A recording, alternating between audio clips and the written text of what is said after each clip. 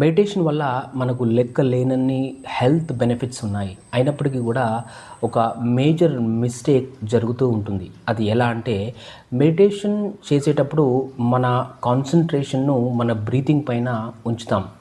అది ఎఫర్ట్ఫుల్గా ఉంటుంది. అదేవిధంగా అది మనకు కొద్దిగా ఇబ్బందిగా కూడా అనిపించవచ్చు. ఇది అంతా కూడా బిగినర్స్కు జరుగుతుంది. అంటే మెడిటేషన్ ప్రాక్టీస్ చేయడం మొదట్లో ఇలా జరుగుతుంది.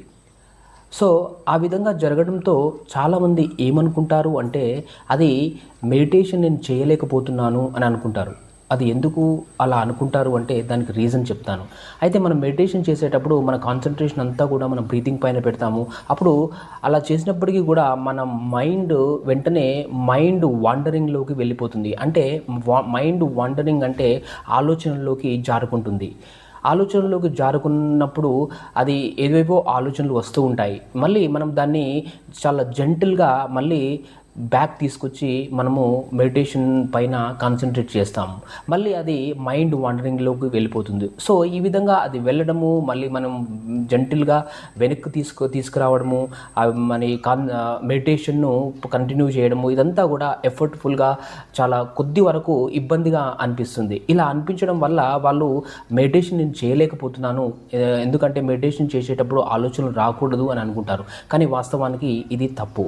మెడిటేషన్ చేసేటప్పుడు మైండ్ వాండరింగ్లోకి వెళ్ళిపోతుంది. అది మైండ్ మొత్తం ఖాళీగా చేయడం అనేది అసాధ్యము, అది జరగని పని. కాబట్టి ఇవి సాధారణంగా ఖచ్చితంగా అందరికీ జరుగుతాయి, స్టార్టింగ్లో మెడిటేషన్ ప్రాక్టీస్ చేసే వాళ్ళందరికీ కూడా. కాబట్టి దీన్ని అర్థం చేసుకోవాలి. ఇది మెడిటేషన్ కరెక్ట్ ప్రాసెస్.